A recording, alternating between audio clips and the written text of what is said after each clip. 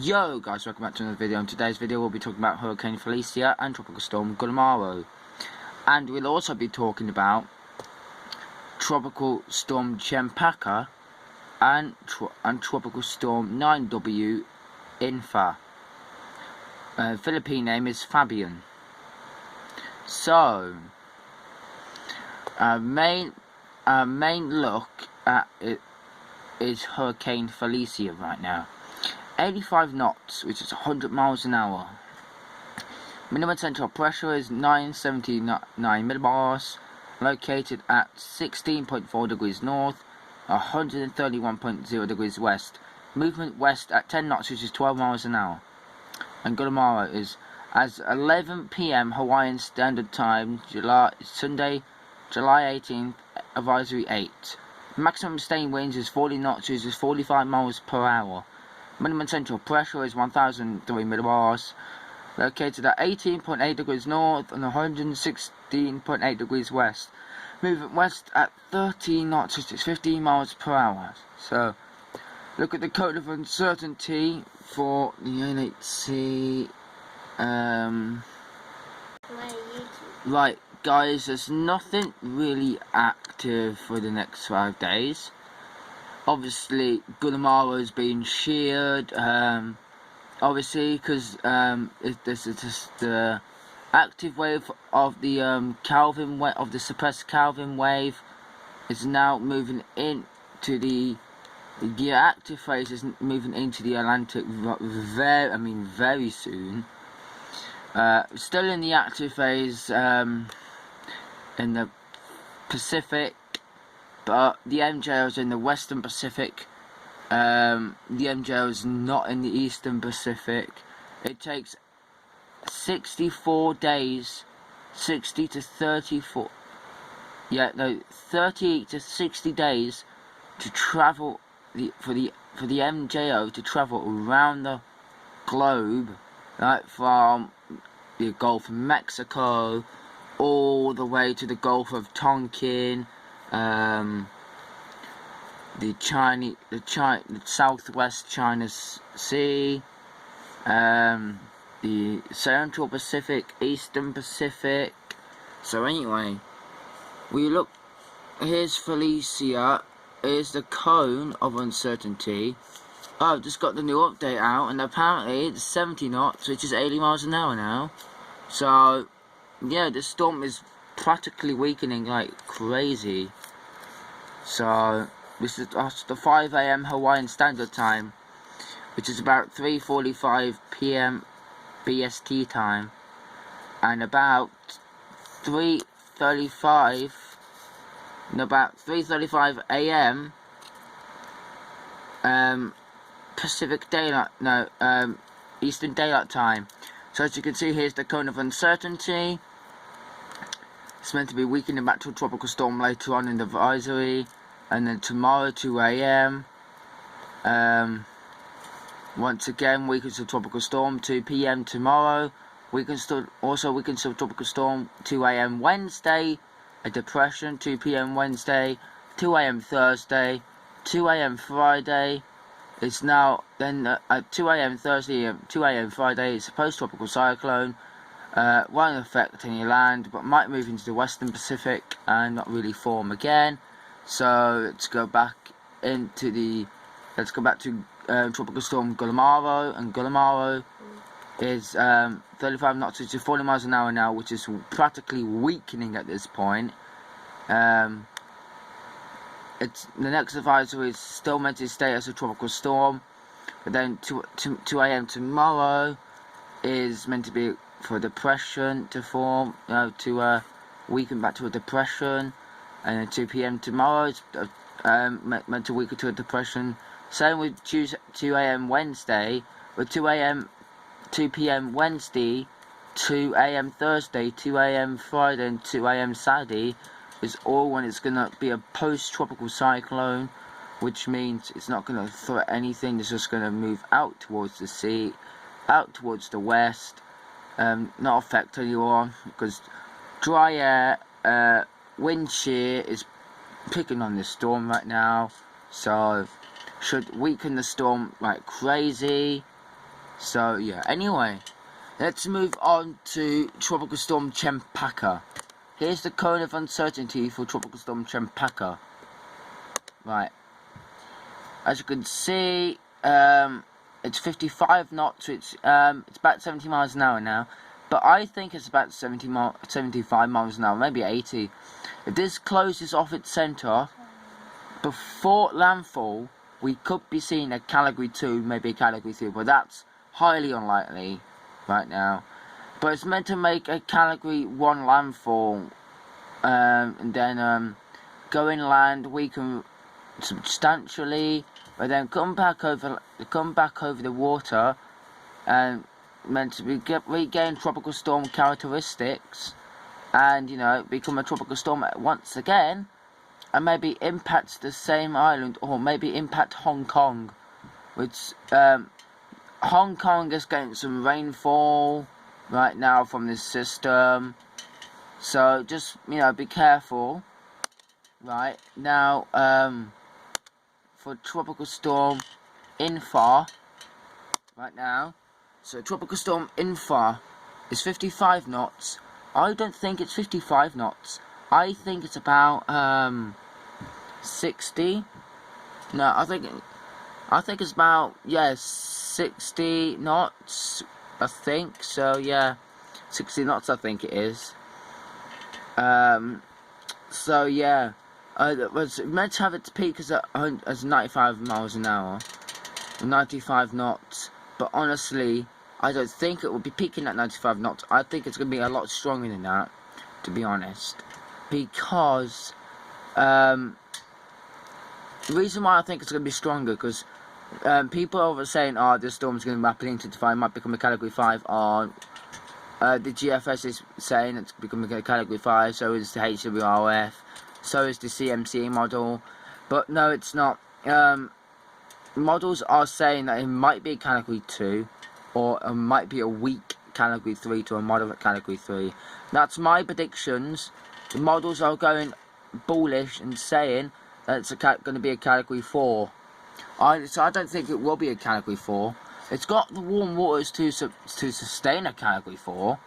It just needs to really rapidly intensify before it gets to that intensity again. But yeah, anyway, so I'm going to show you some satellite imagery of Tropical Storm. I'm going to show you some satellite imagery of Tropical Storm Infa. Maybe Typhoon,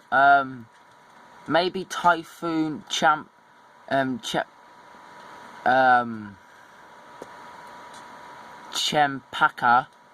Maybe Typhoon Chimpaka and Tropical Storm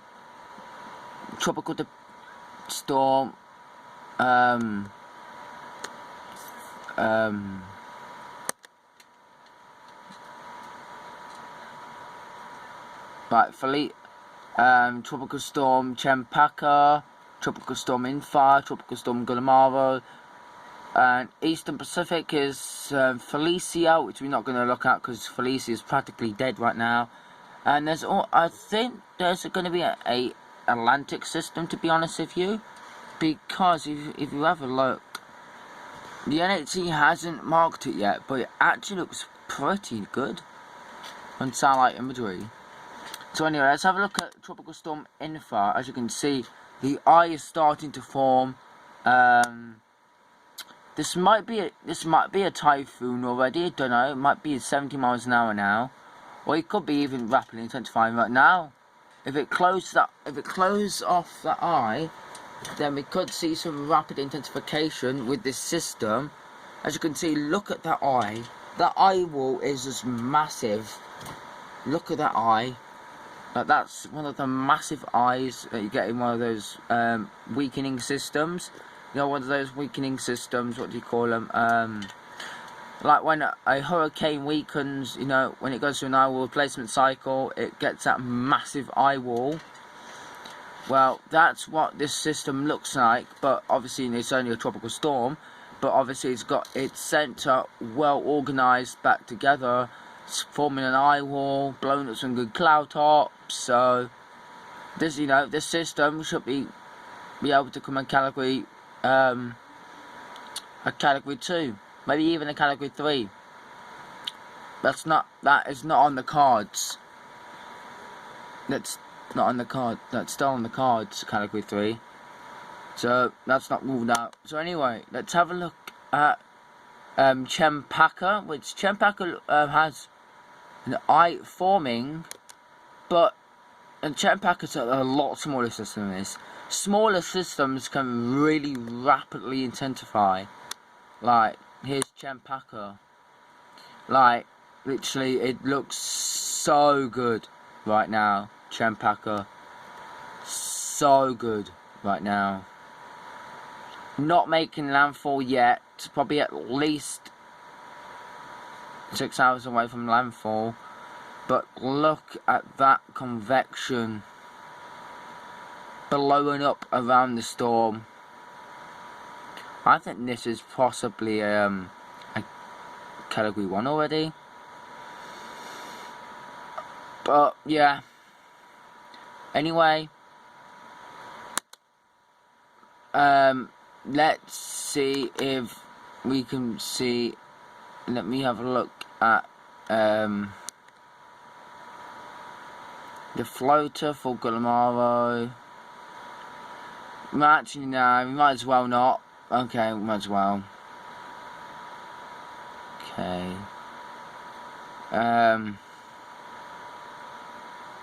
No, we might as well not. Might as well look at the models because. Oh yeah, before we look at the models, guys. I bet you know that suppressed phase, the Kelvin wave I was talking about in some recent videos. Well, here's the Atlantic wide shot, and you see, as you can see, nothing's really active in the Atlantic, is there?